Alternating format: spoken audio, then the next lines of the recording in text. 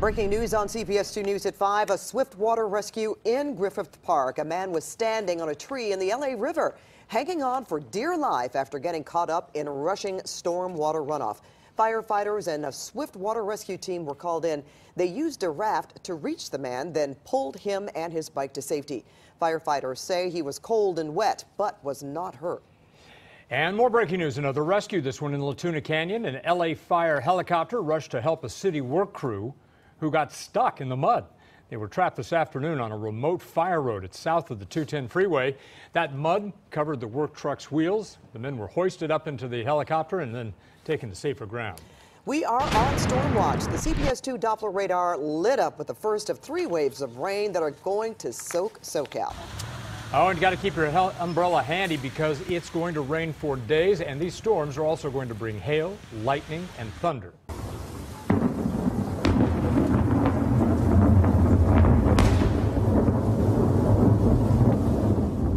Ooh, that's what it sounded like in Ventura today as thunder echoed across the sky.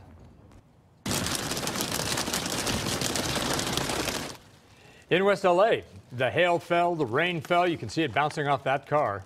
It has been a busy day of breaking weather news. And this is just the start of those storms. We have a team of reporters fanned out across Southern California. Let's start with our Nicole Comstock in the Holy Fire burn area. Nicole. That's right. Families were packed up and ready to leave out here just in case. And we saw some people out here putting down a fresh row of sandbags in front of their homes. But just a couple of moments ago, CAL FIRE downgraded mandatory evacuation orders to just voluntary evacuation warnings in many of these neighborhoods. And that's something that some of these families were praying for all evening. Last time it hit, our whole front yard was filled up with mud.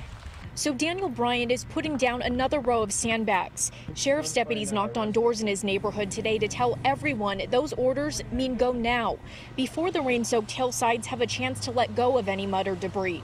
It's a warning Bryant took seriously enough to pack up his dogs and belongings. Every time the rain comes and they say to go, just pack up a few things and lay down this force field and leave. CAL FIRE says those 3,000 plus people living in over 850 homes should be prepared to go at a moment's notice. Public Works crews are still clearing the mess left over from the last storm to make way for the rest of the rain they expect could trigger mud flow again. Seen any significant mud flow yet with this storm system, but they are still concerned about it in the future, so they really want everyone to listen for those evacuation warnings when they do come out. We're live in Lake Elsinore. Nicole Comstock, CBS2 News. Nicole, thank you. We have some breaking weather news from the burn areas as well. That's right. The Santa Barbara County Sheriff's Office has issued an evacuation warning in the Thomas, Whittier, and Sherpa fire burn areas.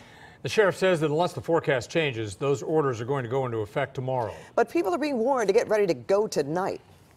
In Malibu, a mud and debris flow forced the closure of a stretch of PCH. And CBS 2's Amy Johnson is there live. Amy, the road is now reopened? It is, Pat and Jeff. Traffic is flowing freely. Of course, right on time, no cars, but there are cars flowing along here. But this stretch of highway was shut down after mud and rocks spilled onto the roadway during the heavy rain. The sky opened up and rain started to pound Malibu. Wet and muddy. The rain came with thunder and lightning that forced the closure of Zuma Beach. The rain came down so fast it started pouring over the Woolsey fire-charred hillsides and down onto Pacific Coast Highway. And every time it rains like this since the fire, you can deal with the rocks and the mud. That's just normal. Sometimes you can't get through and sometimes you can. But with this downpour we just had now, there's quite a bit of rocks on the road. And we got more rain coming. Cars came to a crawl, passing through the mud and rocks that eventually became just too much. And Caltrans crews had to shut down the roadway, a sight that has become all too familiar for Buddy Bolognon. They shut the road down. It doesn't take much for them to close the road down. It's not what's on the road, but what might still be coming down. Part of the flooded highway looked more like a lake as nearly an inch of rain fell in about 2 hours. As crews worked to clean it up, drivers were forced to turn around. I just got here. I didn't know it was closed. My GPS didn't say it was closed. And more rain is in the forecast. Honey, it's whatever the Lord presents us. We just have to deal with it one day at a time.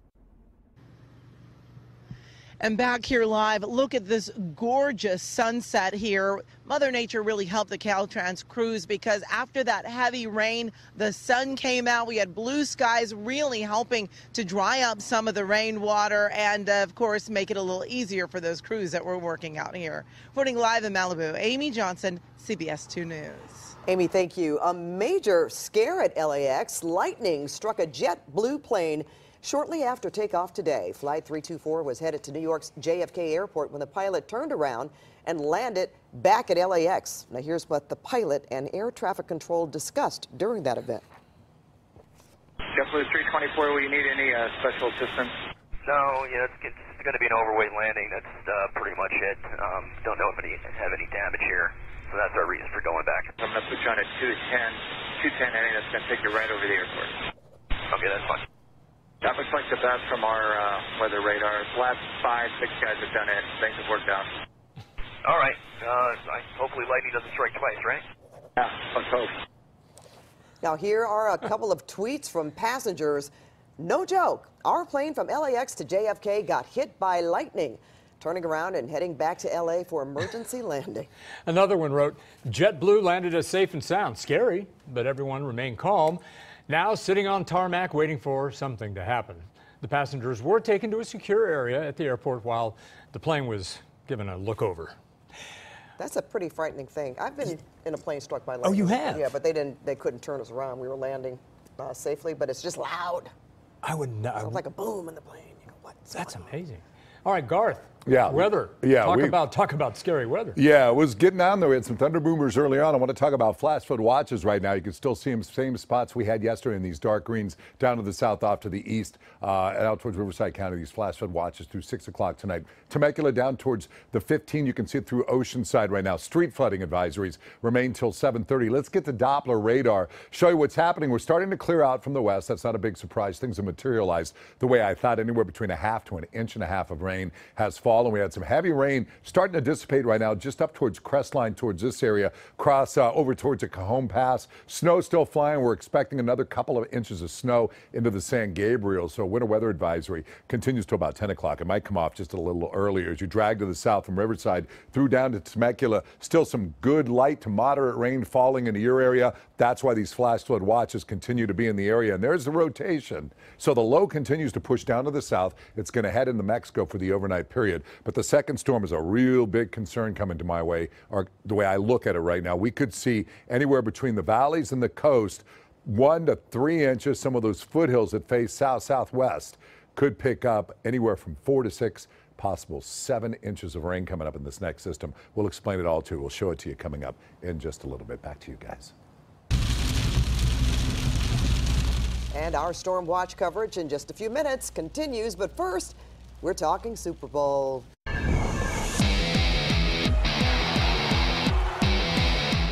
2 days and counting now until the Rams and Patriots square off in Super Bowl 53 right here on CBS 2. Well, a live look now at Mercedes-Benz Stadium in Atlanta, which will play host to the big game. More and more football fans are arriving by the hour.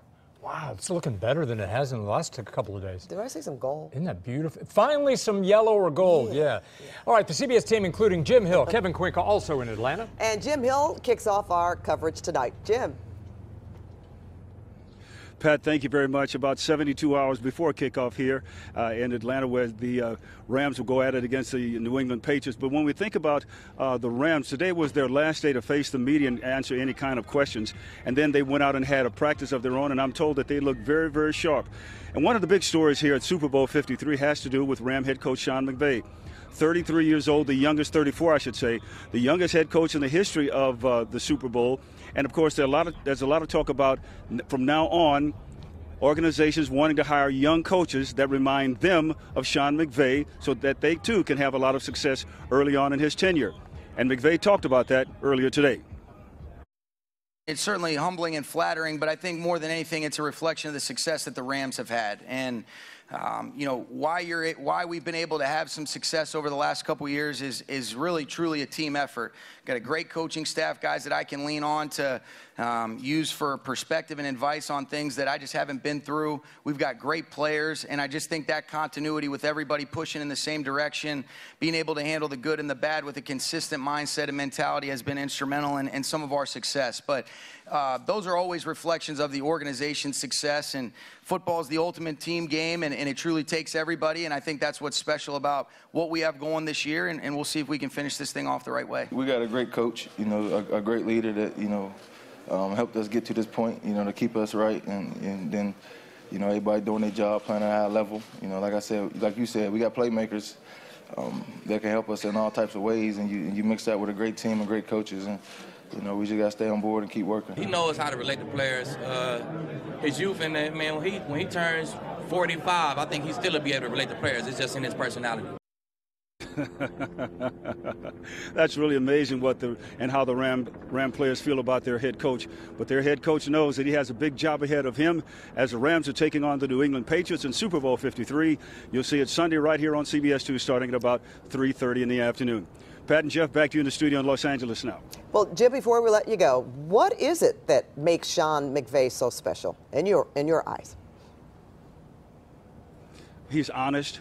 I mean, he's honest. He's so honest, Pat. He's brutally honest. He will tell you and he'll tell the players exactly what they need to do. And he also does things that are helpful for the players and their health. For instance, I mentioned before about the first time down in training camp, he got golf carts for them. Everything he does is for the health and the security of his players. And when his players know that, then they go all out for him. And subconsciously, they will try just a little bit harder. And they're going to need that come Sunday because we know what the Patriots are going to do. They're going to bring it real hard themselves. Wow. Jim, thanks very much. And I would almost add that he seems so sincere, too. You know, when you hear him speak, he is believable. Oh, he can look you right in the eyes, and you know he's telling the truth. He doesn't even flinch. No, he doesn't. Kevin Quinkel, on the other hand, Kevin, I saw you flinch a little bit today in Atlanta. Well, Kevin, what have you found at the NFL experience today? You want to answer Jeff first? Go ahead. I couldn't hear if he said flex or flinch. Say that again, Kevin. He said flinch. Okay, yeah, I'm flinching all the time because things are coming at me fast, and we're just having a blast out here. There's about 22 different NFL exhibits, and this will be something that you can flinch at. These are just amazing, beautiful helmets. They're like Fabergé eggs for NFL fans. One of 22 exhibits here at the Super Bowl Experience. This is the Put a Ring on It exhibit, and it's just part of this beautiful experience for these NFL fans. We've also got Super Bowl rings up top.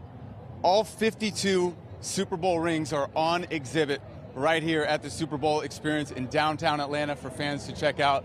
As you see fans walking around and having a blast out here, there's also 15 drills that people young and old can experience, go head-to-head against some of their friends and family as well. So just, there is no shortage of fun out here. Jeff and Pat, let's get it back to you in the studio.